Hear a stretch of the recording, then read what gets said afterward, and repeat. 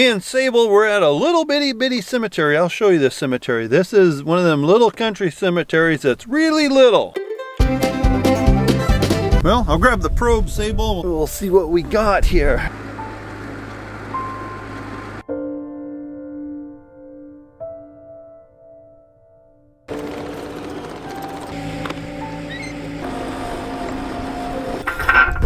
We just got back to the shop here. Sable, it's that time of year. You gotta go off Christmas shopping. I told her if something comes up and you wanna go do it, you just tell us and go do it. So Sable's gonna go off and I guess Christmas shop today. All right, I'm gonna sit back here with my friends. I'll introduce them to you, but we're gonna have some food. My friend, can't see him. My other friend, I'm not there right now. And my other friend, you cannot see me. And then there is me, and we're gonna eat this pizza right here for lunch. I love pizza. I could eat it all day long. I'm gonna turn into pizza.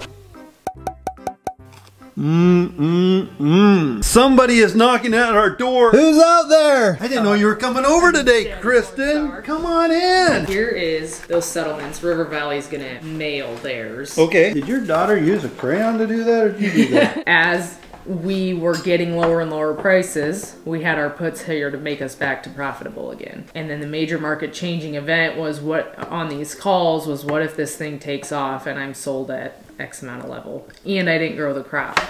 Yeah. Did that happen this year? Yeah, yeah. You know, and we had no idea that was gonna happen, but it's just, it's there for that. So all in all, as you sit today, $59,150 is made. Do you guys notice how Kristen just stresses me and I just... It's good for you. It's really good for you. I don't yell at him, he just takes it as yelling. Her voice just gets awful loud. I have everything broken down individually, and then I also like have total seed. dollars per acre. I guess I don't know what all you got broke down. Some of them might not be actual cost, but you got kind of what it is. Yes, you're right. Because like harvesting, for example, we didn't have any payments on any of our harvesting equipment last year. So I put in a number for replacement costs. I figure it over a 15-year life, so that we're putting that back into our pocket. I just thought the total on corn sounded maybe a little bit high, but like you said, you'd rather have it high than come in and like, oh crap, I was $100 off. With our semis on here, I had them listed at like, let's say they had a $30,000 replacement cost, and then our combine and our sprayer, like I had those all listed at like $200,000 pieces of equipment. So that way we're building it into that. So this is how exciting marketing talk is. That was a 3-hour meeting with Kristen, our marketing lady. What she does is helps us market our corn and soybeans for the next year. We utilize a lot of stuff from the Board of Trade. So she's the professional behind all that. We basically just kind of make the final decision, but she puts in a lot of recommendations on things. So while we were here, we went over our production for next year, what acres we're gonna have in corn, what acres we're gonna have in soybeans. Then we went over our cost of production, and she built some break-even models for us so we know what price we have to be at what bushels. So that way we can kind of take the emotion out of some of our decision making. If anyone watching this video is a farmer and you're sick and tired of how you're doing your current marketing, I'll include Kristen's website in the description. We've been dealing with them for 4 years and we have been overly impressed. I hire a CPA for my taxes and I hire a lawyer for my legal stuff, so I feel why wouldn't I hire someone to help me with my marketing? And speaking of help, I know I can't be the only one who's a last minute Christmas shopper, and if you don't know what to get that special somebody, well, we have Cornstar Farms merch available through the link in the description. We have shirts, sweatshirts, hats, all sorts of stuff. This is the really high quality soft things your skin will thank you. And who knows, maybe when the package gets delivered, you're like, I don't want to give this to anyone else, and you keep it for yourself. That's okay too. Actually, you should still probably order the other person something. When in doubt, order 2. Cooper made a bracket for the dehumidifier, so now we're hanging it. I'd say Cooper did a really nice job on that. If you ever end up in jail, the right price, I can come visit you. Cooper's kind of jumping around here. He made another bracket for the wall by the power washer. Are we putting that up tonight?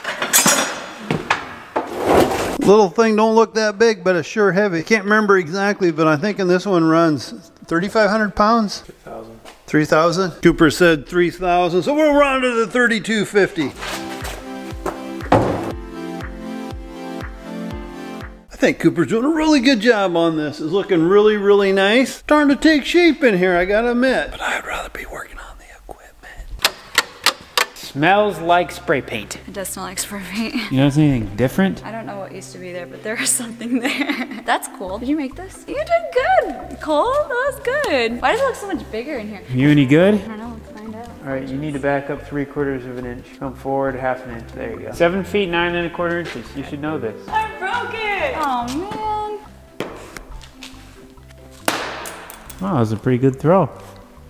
Be quiet. Okay, Neva, it's enough shenaniganing around. Let's organize these toolboxes some more. I've been working on these for like 2 days. I'm ready to get them done.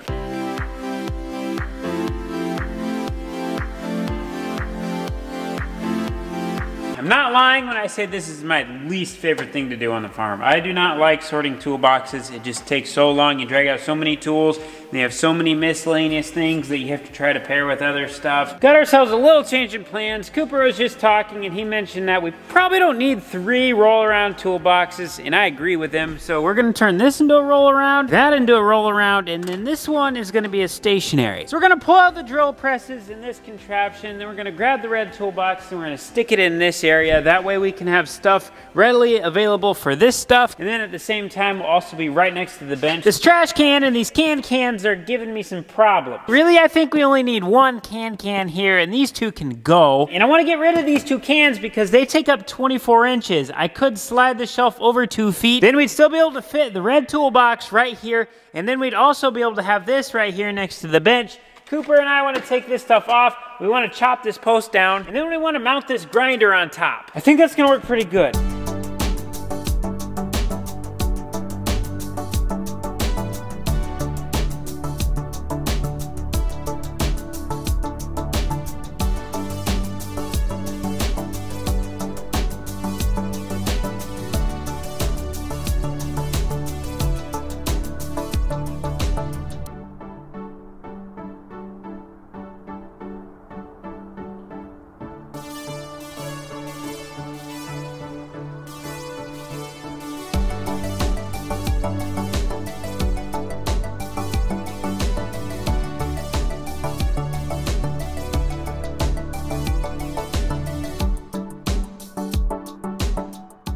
Oh, that looks so much better. It's actually gonna work really well putting this here because we're gonna have a lot of tools available for the stuff on this shelf, and we'll also have tools available for the stuff at the end of this bench. It's actually gonna work really well having these 2 toolboxes as transports. When this toolbox isn't floating around on the main floor, it'll go right here next to this bench, which will work really well because then we'll have 2 benches that'll be fully stocked with tools. I still have a lot more to do in here, but it's 2 o'clock in the morning, so I'm gonna go to bed. Thanks for watching, guys. We'll see you in the next one.